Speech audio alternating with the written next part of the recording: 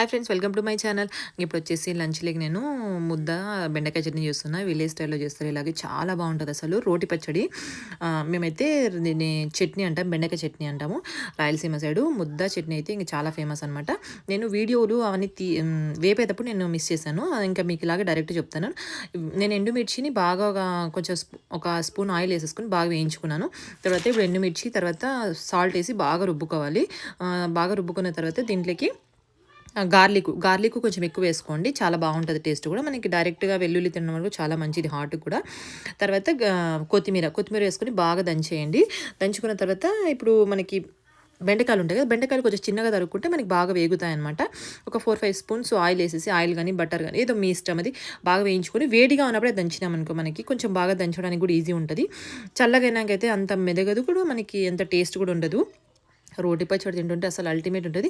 ఇంక ఇక్కడ టమాటా వచ్చేసి నేను 2 టమాటాలు వేయించుకున్నాను. ఒక స్పూన్ ఆయిల్ ఏసేసి వేయించుకున్న తర్వాత మనం ఊరికే కచ్చా పచ్చాగా దంచుకోవాలి టమాటాలేసిన తర్వాత. ఇంకా ఇక్కడ మీకి అది మీ ఇష్టం అది. రా ఆనియన్స్ అన్నా వేసుకోవచ్చు, పచ్చి ఆనియన్స్ అన్నా వేసుకోవచ్చు, లేదంటే ఫ్రైడ్ ఆనియన్స్ అన్నా వేసుకోవచ్చనమాట.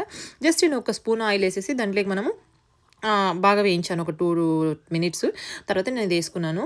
ఇంకా బౌల్‌లోకి ఏసుకొని, ఇంకా ఇప్పుడైతేనా అలాగే రోట్లోకి మనము వేడి వేడి అన్నం ఏసుకొని, నెయ్యి ఏసుకొని కలుపుకొని తింటే చాలా బావుంటది. కానీ నేను ఈరోజైతే అన్నం చేయలేదు. ముద్ద కాబట్టి నేను ముద్ద అలా చేయలేకపోయాను. చాలా బావుంటదసలు. ఈ విలేజ్ స్టైల్ అయితే ఇట్లనే చేసుకొని తింటారు. ఇంక దీంట్లోకి మనం ఆయిల్ క్వాంటిటీ తక్కువ వేసాం కాబట్టి చాలా హెల్త్‌కి కూడా మంచిది. వెల్లుల్లి కూడా మనము అలాగే పచ్చి వెల్లుల్లి తింటే కూడా మంచిదనమాట హెల్త్‌కి కూడా.